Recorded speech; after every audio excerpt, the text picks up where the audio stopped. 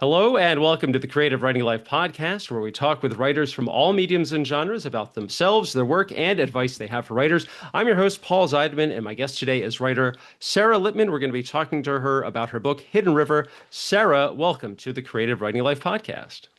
Paul, thanks so much. It's great to be here. Well, it is great to have you here. And before we get into talking to Sara about herself and her work, we're going to start things off talking about things we have read or watched. How did we feel about them? Did we like them? Did we not like them? Are we indifferent? Do we never want to have anything to do with that whatever again? I will go first just to give Sara a little time to gather her thoughts. So, two items on the watching front. The first one, because a couple of weeks ago, I watched a German superhero movie on Netflix. So, of course, Netflix decided, hey, we think you'd like this French superhero film, and it is called How I Became a Superhero. And it's kind of silly, kind of cheesy, but it was fun, and I don't know, I just enjoyed it. Don't need to see it again, and I can't wait to see what Netflix decides. Okay, you like these two. Let's see what you're gonna see if you're ready for what we're gonna throw at you next.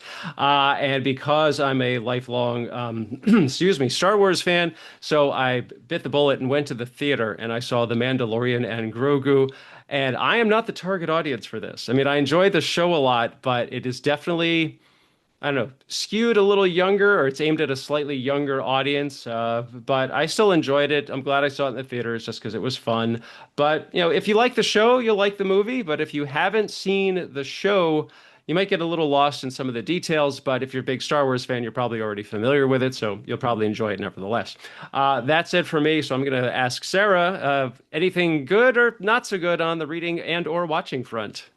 Well, so I'm embarrassed already. Already we're getting right into it, Paul. But I'm embarrassed that I am sort of cinematically illiterate. I'm not much of a television watcher. I sort of attribute it to the fact that I grew up, as many of us did, in the 80s as a latchkey kid, pretty much in front of the television, where the television was my parent and my babysitter. So I think I'm just like still recovering from that a bit. So I don't really watch current shows, and I'm probably light years behind on movies. But I do have this sort of comforting. I'm embarrassed already to share what I'm about to share, but I'm in this phase right now. So my husband rewatches Mad Men sort of pathologically, and that's Okay. like his comfort. So that will often be on in the background. And for me, this is, I mean, I missed it while it came out, but so doing a lot of running these days. I'm training for a big run. And when I come home and I'm exhausted and feeling brain melty and lying on the couch and I can't read anything, I've been watching, wait for it, I've been watching The Gilmore Girls, which I never watched as when it came out, however many Okay. years ago. And it's like candy and comfort, and rather silly, but definitely perfect for a post-run recovery. So that's it on the watch front. But I have been reading, and I'd love to shout out a couple things that I've read recently that have That'd been be great. great. Yeah, so I just read Rachel Kong's short story collection, My Dear You, which is phenomenal. I don't know if you're familiar with this writer. I am not. Um, she's published a bunch of the sort of best-selling novels, and I think this might be her first collection, but it was riveting, really smart and funny. Um, and I also, okay, so a little bit more controversial. A lot of people are talking about transcription, Ben Lerner's new book. I don't know if you've read that. Nope, I have not read that one Okay, either. so sidebar, I went to college. Well, Ben and I went to college, went to the same college. I'm much older than he is. So we weren't at school at the same time, but I was quite friendly with Ben's older brother, Matt, who it's funny because he was sort of the writer and in the writing program when I was in school. And now he's no longer a writer, but Ben's new novel, Transcription, is set pretty much in Providence. And so there was a lot that I connected with, of course, in terms of place. But it was an interesting read. It's a really hot book right now, and it's always curious to me what books sort of take off and are anointed, and Hmm. what books, sort of languish in that sort of more quiet space. And so, yeah, it was definitely worth reading and will be worth rereading. But I'm not quite sure if it's as much of a runaway hit as it's Hmm. being anointed. Okay, I do want to go back real quick to your watching slash rewatching of Gilmore Girls. And it does raise the question. So it sounds like you're a fan of Amy Sherman Palladino, who's the writer creator of that show, and she went on to create The Marvelous Mrs. Maisel, which is on Amazon. And I watched, I think it's like 5 seasons. So my wife and I started it. She just kind of got bored after the somewhere during the first season, but I kept at it for the rest of the show. It was an interesting storyline to begin with, but I think you can definitely see Amy Sherman Palladino's writing style on full display over the entire course of the show, the way the characters talk and the way they interact with each other, and also how all the storylines play out. So I'm curious if you've watched it, or if you think, okay, I hadn't considered it, but now that I've fallen in love again with Gilmore Girls, I'm going to move on to the next thing.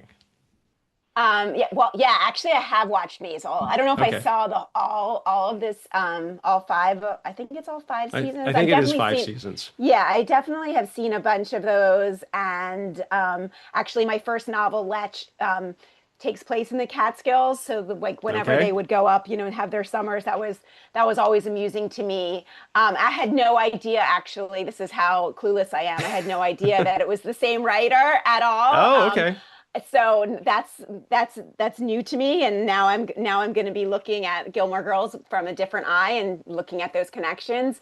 I think there's something, and I really don't. I know it's going to sound, perhaps it's going to sound unkind, but I mean this in the kindest of ways. Like the mind-numbing quality of Gilmore Girls, in that it's like always unfolds along the same time, like the same framework. It's sort of that throwback to, I guess, episodic sitcoms that we grew up in Hmm. the 80s. There's something sort of very, very comforting and escapist about it, that although Maisel, definitely, I would say, departs from that structure a Hmm. little bit, but Right. still hews more or less. So anyway, that's interesting. Good to know. Okay. The more you know. Well, I was going to say, now that maybe when you're done with this Gilmore Girls rewatch, you'll go back to rewatching Maisel, and then and maybe I don't know, see evidence that it's the same writer creator, that'll be a little more obvious to Yeah. you, because your eyes and ears are so attuned to how one show presented. It's like, oh my gosh, it's very similar, totally different story and characters, et cetera, but it's the same writer behind it all. Yeah. Oh, interesting. Yeah, if I ever get there. I'm still in season four. I think there's like 500 seasons of Gilmore Girls. I'm waiting for Lorelai and Luke to get together. I mean, that's And I also, think wasn't that's didn't they do like some kind of like a 20 years later season on Netflix or something? Like here's what they've all been up to in the last time you saw them, type of thing. See, I wouldn't know, but now don't spoil it for me. Oh, I I don't didn't know. watch it. I didn't make it through the entire. I didn't make it through that whole show either. Yeah, I Uh, can't imagine. Yeah, I don't know that it'll have the staying power, but it's okay. amusing. Not a Yeah. problem. Not a problem. So again, we are talking to Sara Lippmann and her talking about her book Hidden River. So now, as I like to do, I'll read the about the author page on the book. Sara Lippmann is the author of the novels Lech, which you just referred to, and Hidden River, and the story collections of Doll Palace and Jerks. Her fiction has won the Lilith Fiction Prize and has been honored by the New York Foundation for the Arts, and her essays have appeared in The Millions, The Washington Post, Lit Hub, and elsewhere. With Seth Rogoff, I hope I'm saying that correctly, she co-edited the anthology Smashing the Tablets: Radical Retellings of the Hebrew Bible from SUNY Press. She is a co-founder of Writing Collab, an artist-run online teaching cooperative, and the editor-in-chief of Epiphany magazine. She lives in Brooklyn. All right, so Sara, let's talk a little bit about you as a writer. I like to ask the guests, how did you get your start? Were you always a writer as a child? Were you just nonstop reader? Or is writing something you came to a little bit later in life? Said, hey, I've got an idea for a story, or here's something I want to write about. You just started writing, and that's what started it. Yeah, I think I've always been probably a writer. I sort of was always in as I alluded to before, always a consumer of television, but always an avid reader. I was one of those kids who always had their nose in a book, um, and have really distinct early memories of um, reading Goodbye Columbus as a young person, then reading Salinger's Nine Stories, and really kind of falling in love with the story form, first and foremost, and feeling like, wow, this is something that um, I want to be involved in. But so from there, I was sort of always writing, high school newspaper. I was a creative write, like English creative writing in college, like all of that thread. I went directly into magazines right after college, actually working for GQ magazine. So as a, which I like to say was sort of its own form of fiction, because being a 22-year-old trying to throw your voice to jive with the editorial sensibility of a men's magazine, definitely had this level of sort of performativity minus the radical truth and honesty that I think is integral to fiction. But so I started off in that space, and then left it and got an MFA, and sort of then pivoted more sharply to fiction. But yeah, it's kind of always been in my bones. Okay, so in screenwriting, we like to call it the elevator pitch. So if you get in the elevator, Steven Spielberg's there. You describe your story in five words, it's 2 sentences or less. For authors, it's a little different. It's the cocktail party pitch. You're at a social event, cocktails in hand, and someone comes up to you, "Oh, Sarah, I heard you wrote this book called Hidden River. Tell me, what is it about?" Um, Gosh, well, I would say it's about um, grooming in the era before Me Too. That would be my, I don't know, my 8 word summary. Okay, But okay. Well, you can elaborate a yeah, little bit. I mean, I mean, it's a story. It's a story of grooming, of toxic friendship. It's a story that asks the central question: how do we move forward with all of the shit that we carry and all that we have sustained um, in our lives? oh, So, okay. yeah. Sure, sure. No, I totally get that. So after I read it or while I was reading it, I kept thinking like, so what was the inspiration behind it? Was it based, is it based on people you knew or people you'd heard about, or just a story that you felt this is the way I want to present this story, and these are the characters for how I want to tell this. Yeah, I mean, I think it was a story. I mean, full disclosure, I want it to be clear. I write fiction, um, and yet this is a story that has felt like it's been in the waters, both of my childhood, of my upbringing, of my hometown, and in my adult experience, and how I've,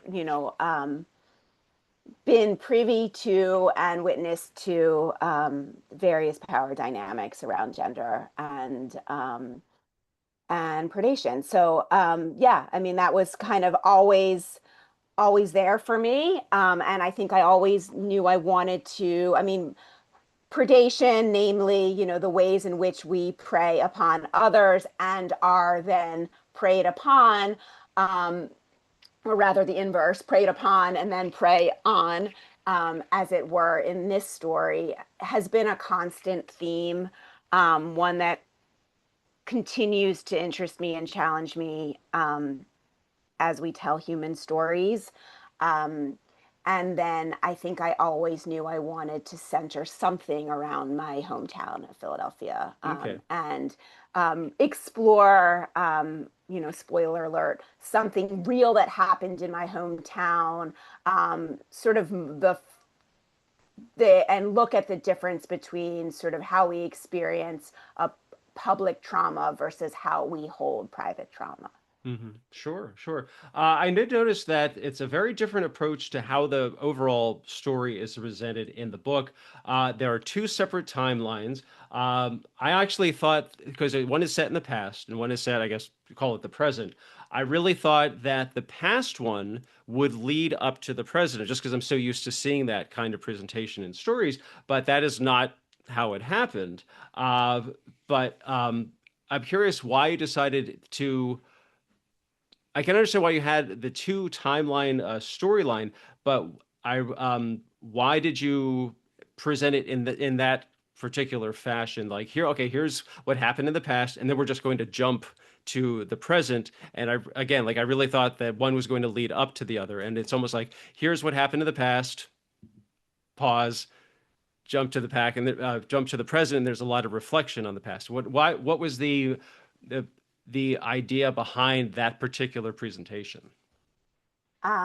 Thanks. Yeah, I mean, what I'm hearing is a question about sort of structural choices, Hmm. and certainly in the first two-thirds, but primarily the first third of the book, in which Cass, my narrator, the book opens in 2008, and she is, sort of stuck in her life, stuck in a rut, not really moving forward, and sort of trapped in the memory spirals of her adolescence, in which she was being groomed by her best friend's father, Len. And so it's very heavy on flashback and backstory, as that felt the most psychologically and emotionally true to where she was.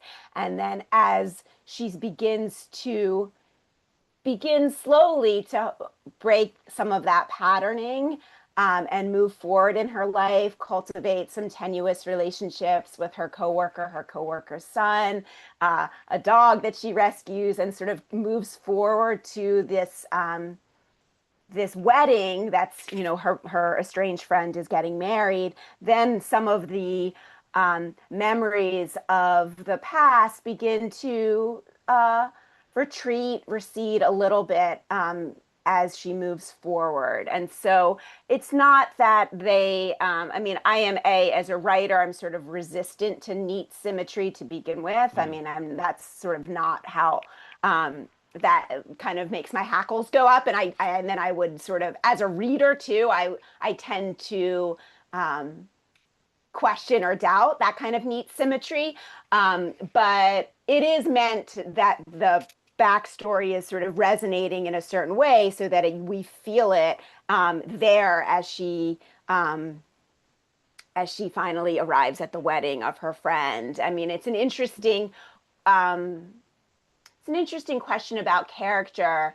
Every character arrives on the page with everything that's all already happened to them inside their Hmm. body, right? And so the challenge is, how do we how do we not take up that space, Hmm. right? And yet, how do we suggest it or embody it in our characters? And so, yes, I have a fair amount of backstory, but the assumption being, yes, when Cass finally is face to face with Sally, the reader knows the embodiment of all Hmm. that has been between them, even though they sort of pick up in this other way. Right, right. I was going to say that is something I noticed that the timeline in the past, it's primarily focuses on Cass's relationship with her friend Sally, but also, as you said, Sally's father, Len. And now both relationships come across as very realistic, but it's the Cassandra Len story that is the definitely the more powerful of the two. I can't help but wonder, what was your emotional state while you were putting that together? I mean, it sounds like it has a real personal impact on you, or was it just challenging to work your way through it? I mean, I'd love to know what was the emotional impact for working on this on you.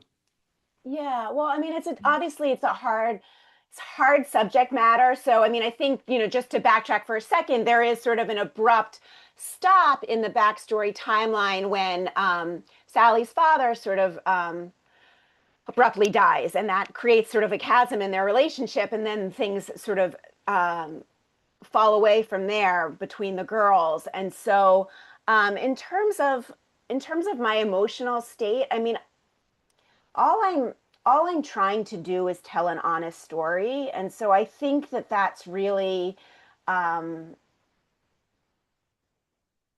that's sort of my only obligation as a Hmm. writer. And so it's sort of quieting everything else in order to really embody what's going on, in this character. And so, I don't know. I mean, I made a lot of choices to um, I made a lot of choices to um, move some of the more um, difficult and perhaps graphic unfolding off scene. Hmm. And so a lot of what's happening is by suggestion and gesture and implication. And so that was a clear choice that I made here.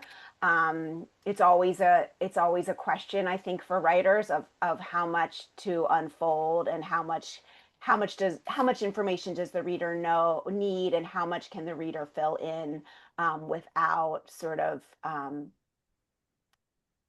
graphic unfolding. And I Hmm. wanted to be really mindful not to exploit that. And so, there was a lot of restraint and resistance there.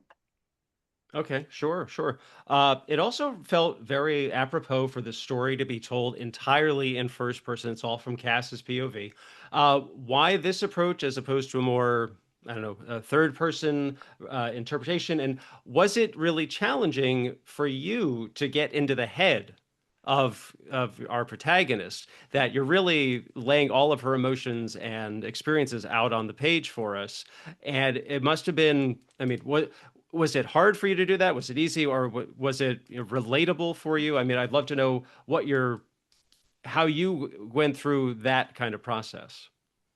Yeah, sure. I mean, so first of all, like just, craft wise, first person creates this immediacy, this intimacy between the reader and the writer, right? It's a telling. And so I really wanted to um, dissolve any psychic distance, or as much psychic distance as I could. And so I think it came to me, her voice came to me in first person, Hmm. and I never really questioned it. It never really was, oh, let me try this in another stance. I really do love that immediacy, and it's also first person present, and so there's that as well, which presents some challenges, but I really did want the reader to feel that intimacy and immediacy.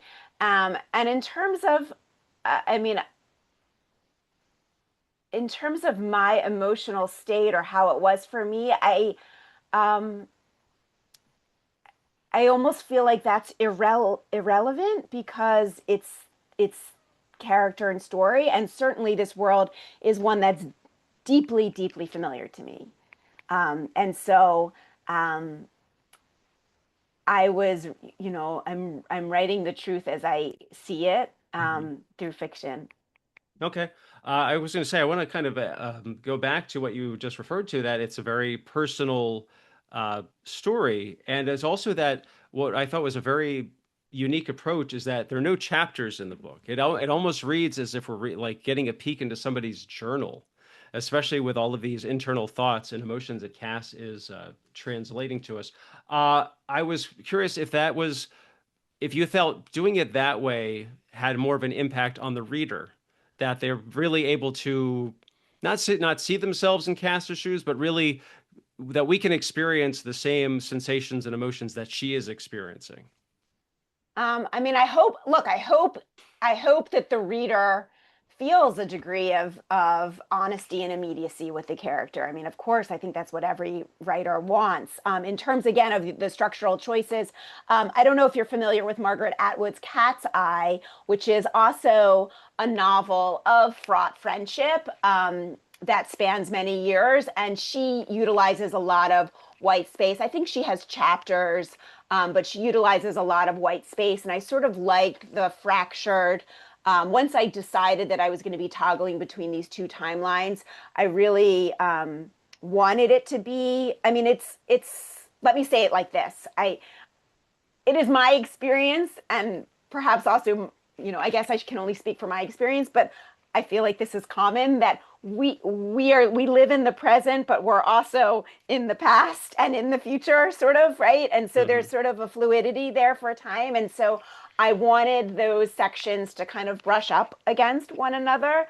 And I mean, originally I started this as an exercise in flash fiction. I was sort of tricking myself. I wasn't planning to write a novel. I was just sort of writing these little, I happen to love flash fiction, especially when I feel sort of stuck in a rut. So I was actually working on my first novel and sort of stuck in the murky middle of that because it was a very complicated project of 5 different points of view and blah blah blah. And so I was like, oh, I'm gonna just noodle around over here in this flash space and make these little chunks. And then the little chunks started to accrue in this way that felt intuitive and natural, and I wasn't really second guessing it. It's that idea of, when you're first drafting, we have to go on instinct and trust that gut, and later, of course, we interrogate that gut and we interrogate some of those choices and make sure that they are the correct choices for the project and make different choices as needed. But I was really sort of feeling my way in Mm, intuitively, and it felt ultimately like that made the most emotional and psychological sense. And so sure, the sure. structure held. I'm thrilled that you mentioned outlining because that is a topic that comes up a lot on the podcast. While you were working on the story, especially in the early stages, were there any moments that you were thinking, okay, something's not working with this storyline, or I don't like how this is developing? Or did you even have moments where you'd say, okay, this character wouldn't do that, and you'd have to go back and start from a particular point, just because a lot of writers go through that kind of thing. They have to because I've talked to writers who outline like crazy, and I've talked to writers who are just all, oh, I just let the characters dictate what's going to happen, and and then they're sometimes they're thrilled with the results, sometimes they're like, no, this isn't working, and they have to start all over again. Yeah. I mean, well, if you can see the chaos behind me, like I see a you lot of can books. you can probably imagine that I'm not an outliner, that I'm like my brain is far too fractured and chaotic to sort of um have any sort of premeditated outline, which I guess is, both blessing and curse, and certainly can make a project feel much longer. It made my first novel much, much longer. With this one, because I mean, the final book is only, I think it's about 55,000 words. It's fairly short for a novel. So, what I told myself as I was again like tricking myself with these short sections, I kept telling myself, because, I am very comfortable with flash fiction as a form. So I kept, sort of trying out these various sections, these encapsulated moments, these beats. And I told myself, well, if it doesn't fit, then I'll cut that section, and it's not like, it won't be a house of cards, the whole Mm, thing, so that was sort of my approach. And it wound up being, I mean, I'm sure that there were some, I think what happened was, as I had mentioned earlier, there's sort of this lopsidedness in the beginning where she's really stuck in the past. I mm. think I probably thinned that out to some degree because it was probably even more lopsided. But for the most part, I mean, obviously there was editing going on, but my instincts led me through this one. Okay, I do want to kind of follow up on that. So I did find it very interesting that a lot of the events in Cass's past had some kind of effect or impact on her present, so to speak, especially in regards to her assorted connections and relationships. And you referred to this a little earlier. So was there a lot of outlining to map out for all of these stories? Because you have like Cass and Sally, Cass and Len, Cass and her coworker, Cass and the coworker's son, Cass and the dog. I mean, did you just have like a big chart? Did you have like the index cards all over the wall, or did you kind of think, okay, I'm going to focus on Cass and fill in the blank today, and I'll see where that goes, or this is what I want to happen, and trying to like figure out your way to get there? I mean, I love that you say it, you talk as if there's a lot happening. I feel like there's not that much, it's Oh no, not such no, a there I mean, is. No, there really oh, is it's because sweet. Cass is the heart of the story, but Yeah. there are all these different storylines and subplots that revolve around her, and she is a key factor in those. So I love to hear a writer's process about how they put it together. Like, oh, someone said, okay, I was working on this one, and that reminded me I have to focus on how it also impacts this other character who's not related to character A, but is still connected to my main character. Yeah. Okay. So I'll say two things about that. One, which might surprise you. One was at first, as I was sort of mapping it, like I didn't want it to be such a direct parallel, like Hmm. Cass in present, Cass in past, Cass in present, Cass in past. I didn't want it to go back and forth and back and forth and back and forth so neatly throughout. I mean, there is some of that, but I definitely break up that pattern. And as a matter of fact, there were some moments where it felt like almost too close, the present and the past. And so I Hmm. kind of moved some of those sections around so that it didn't have quite the, bless you, quite the Thank immediate you. resonance, so it didn't feel like manufactured in a way. Like Sure. I wanted it to feel intrinsic, and organic, but also to have some air in that stitching. So that was one thing. So I did move some of the sections to kind of give space, even if I wrote them closer together.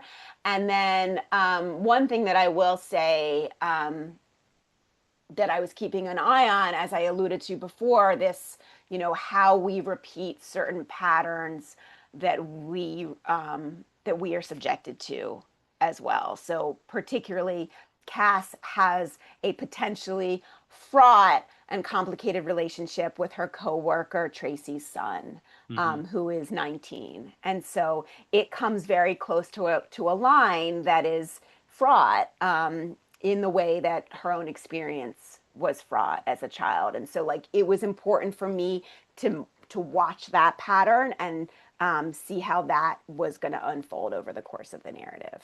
Okay, that makes a lot of sense. I also thought it was very surprising that during the final sequence of the whole book, which incidentally is Hidden River by our guest Sara Lippmann, that it takes place at Sally's wedding, and it was a much longer sequence than I was expecting, which was totally fine. But also was really surprising that things don't play out as I expected them to be for Cassandra. And this includes the leading up to the very end, and we're not going to get into spoilers. So, was that your original intention of how the book was going to end, or did you work on this and figure, okay, this is the perfect place to end it? Um, so I'm not sure which part you're alluding to, but I have heard that people had expected a perhaps more dramatic um, ending, or more of a confrontational ending, Hmm. perhaps. That's what I've heard. This to me felt, again, and I know I've said it like 100 times already, so forgive me, but like, this felt to me, the ending felt like, um, what what would ring the most true for our character. That, like, Sure. there actually wouldn't be that ultimate confrontation, and Hmm. that there would be, um, more restraint there, and so, yeah, I mean, that's ultimately what I arrived at, and it yeah, I think it was pretty much, I might have tinkered a little bit with sort of the order of the last part, but there is sort of a vocal tonal shift at the very end on the last Hmm. page. And um yeah, I think that was, again, I was always trying to really hold on to, even though it's a dark story, but like, in the processing of it, to really hold on to the idea of play and not have it feel over determined. And Hmm. I think that writers often, and when I say we, when I'm teaching and I say we, it's always just me, right? This is my own shit. Like, we can be so afraid to let the line out. We can be so afraid of losing control of the narrative, and so that we can over determine the material. And so I didn't want it to feel over determined. I also, hopefully, it's not under determined. It's that fine balance of hitting enough of a note that there is, I mean, an ending. I think it was Meg Wolitzer who said this to me, but certainly it's been bandied about by many, many writers. What makes a good ending? It feels both startling yet inevitable in a certain Hmm. way. And so I felt like what I was going for was something that had just an element that was both startling and yet inevitable. Yeah, that's where I Okay. arrived. No, I get that. I just think because I think not that I was expecting a Hollywood ending or a happy ending, which it is not. So, but that's all I'm going to say. But I also I was very surprised that the way it ended the way it did. 'Cause I guess I guess I'm so used to seeing like some kind of resolution to what this is what the story is building up to, and as you said, it doesn't play out the way it's expected, especially during the whole wedding sequence, which in some ways I was a little surprised, but also not surprised at all. Because it's almost a reflection on Cass as a character herself that she went in with all these expectations and the things that she's expecting to happen, simply don't or they don't happen the way she expects it to. And in like I said, some ways it's like, oh, that did not see that one coming, and actually it felt very appropriate for both the story and for the character. Yeah. Yeah. Well, thanks. Oh gosh, I was going to say something about the ending. One more thing, and then it just evaporated as I was listening. I don't know. Maybe we'll move on to it, and I'm sure think of as soon as I ask the as next soon as question, we I'm sure move it'll come to you. on to the next question, I'll remember what I was going to. Um, oh, I know what I was going to say about the ending. It's funny that you said that like it wasn't what you were. To me, this is, and again, maybe this is just obviously it is just me and the way I write my books and the way I write stories. This is the closest I've ever written to a happy ending. Oh, wow. So to me, like it ends on, I mean, it's definitely the hopefulness is a bit tenuous, but Hmm. I did want the reader to feel like, oh, maybe Cass is going to be okay. And like Okay. maybe she will establish some healthy relationships and be able to move forward. Sure, And sure. that was like the happy. So Okay. Nope, I get that. I totally yeah, get that. And we talked about this a little bit earlier. So the story is set in Philadelphia, yeah. which is almost a character unto itself. So why set it there? I mean, yes, you said that's your hometown area, so there's that influence. But do you also think that the story benefits from being set there as opposed to, like you say, you live in Brooklyn now, as opposed to like a story set in New York or Chicago or some dink town in Oklahoma? No offense to Oklahoma. Yeah, I mean, look, I often use place as an anchor, and an anchor for my stories, and then from there, the imagination can run wild. So that's definitely fairly consistent with most of my work. I don't know that I've ever that's sort of a lie. I have set a story on the Greek island of Zakynthos, and I've never been to the island of Zakynthos. But other than that, I think all of the work that I've ever put out in the world is set in a place that I know. And so, yes, so Philadelphia and particularly the western suburbs in this time period with its, latent homophobia, misogyny, racism, with its class consciousness, with all these elements, which, I experienced as a child. Um, I knew I wanted to excavate that and explore that. And I'm sure, obviously, those qualities are present in a million other suburbs. This is part of suburbia. I'm always interested in the menace that lies in the cloak of suburbia. So that is part of, this setting. Um, and third, I mean, as I mentioned, there is this historic event that happens. And I was very interested in the in public versus private trauma. So, like, those were all reasons why. Oh, and the final part, which I haven't even mentioned, but in terms of the timeline, it was critical.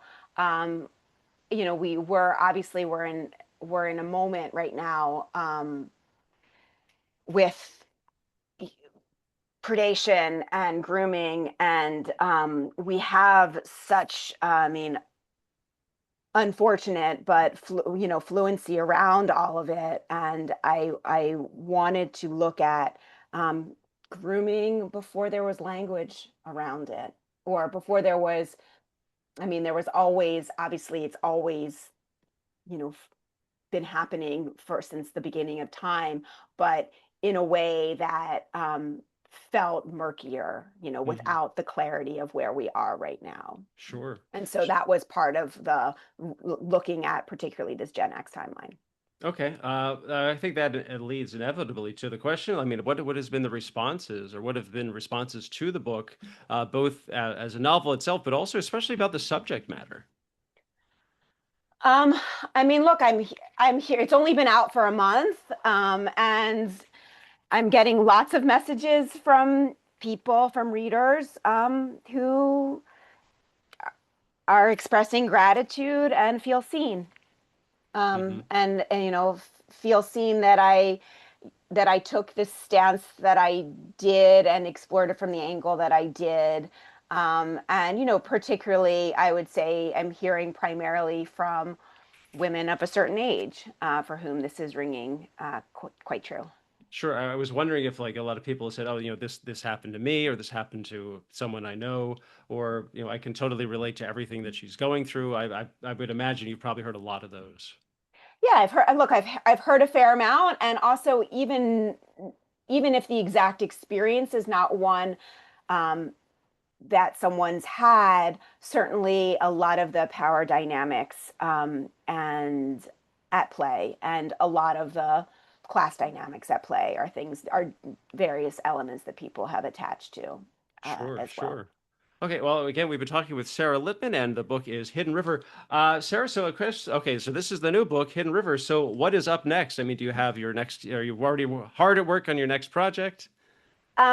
So I have a new project that is centered on the magazine industry, um, where I cut my teeth um, in the 90s. And it's a little bit of I would say it's in its nascent stages, but it's going to be a bit of a triangle. I would say a very, very, very loosely retell of the Rachel Leah Jacob story, which is one that's obviously trotted out in media, a million and retold a million times. But that's providing sort of a loose framework for this story. I'm not sure if it's going to be three different points of view or have like one omniscient narrator. I'm really this might be the one, Paul, that I actually outline. So I'm not sure, but You never know. You you never never know. know. Exactly, Okay, Sarah, exactly. before we wrap things up, I want to ask, I always like to ask the guests, like, what advice do you have for writers, not necessarily someone working on a similar story to Hidden River, but just overall writing, or if someone says, the Hidden River sounds a lot like a story I'm working on, or I know characters who are involved in that kind of situation. What advice would you want to throw out there for writers working on these kinds of things? I love this question, and certainly as a longtime student and a longtime educator, I've picked up a few nuggets along the way. So I'll leave you with a few bits, a few bites that have been particularly important to me as a practicing writer, as an emerging writer, as a developing writer. And I'm going to try to share that. I'll share them chronologically there, and they're real quick. But I would say that my first piece of great wisdom was my thesis advisor in college, who told me in her office to sit up straight, which obviously has both literal implications. I'm sure I was slouching, but also the idea of take yourself seriously, that you have a story to tell, and and own it. The second piece of advice I received also from a teacher, Meg Wolitzer, who told me, I think I was complaining about not having enough time to write, and told me that I have to steal it, that no one's going to give you Oh, the time. So that to me was another really useful bit of advice, and led to my practice of writing very, very early in the morning. Um, the third bit of advice is our best friend, Kurt Vonnegut, and who says in his How to Write with Style, which is on my office wall for forever, he says, "Sound like yourself," and which I share with my students as just own your shit, own your voice, and that has led me through all of my work. Um, Charles Baxter says, pay attention to the way that people don't pay attention. And that line was instrumental in following particularly the gaze in this novel and all that was happening when people are not paying attention, and a lot of the adults are not paying attention. Um, and then finally, I would offer up what Grace Paley has famously said, and I'm sure I'm going to bastardize it, but how she said that she did her most writing, best writing in the bath, meaning, honor the space around the work, that it's Hmm. not so much of the writing happens away from the page and not when we're forcing it. So whether that's taking baths or what I'm going to do when we get off this call is I'm going to go for a run. And, I probably do half of my best writing when I'm out away from the page. Well, even any writer knows you're always writing, even when you're not actually writing. Exactly. I was going to say, and you say the quote about do my best writing in the bath. It reminds me of the picture of Dalton Trumbo just sitting in his tub with a typewriter on a little platform right across him. Exactly. Okay. I Well, love that. Sarah, this has been great. And again, your book is Hidden River. And where can people find out more about you and all of your work? Well, they can find it all out at my website, saralippmann.com. Probably the best way. And from there, there's a million links and all the social media handles and whatnot. Okay. And the And book is it's available wherever books are sold. fantastic. And I have Facebook is Sara Lippmann, Blue Sky Sarah dot Lippmann, and Instagram Sarah dot Lip with two P's. Correct. All right, fantastic. Well, Sarah, once again, thank you so much for being here today. This was a fascinating and very, very informative discussion. Thank you, Paul. It's been so much fun. Oh, I my wish you pleasure. all the best. It's been Oh, so great. oh, thank you so much. And viewers and listeners, if you enjoyed today's show, please hit like. Feel free to leave a comment and subscribe. The theme music for our audio version, that is by Mark Gunyon. For my social media, you can check out my screenwriting blog at maximumz.blog. This show is on Blue Sky and Instagram at podcastcwl. And I'm also on Blue Sky and Instagram, but those are at Pez Screenwriting. Yes, just like the candy. My Go Ahead and Ask books, you can get all three of those on Amazon. And like I said, that's Sarah. I'm Paul. This has been the Creative Writing Life podcast. Thanks for listening. Stay safe, stay healthy, and most importantly, go write something.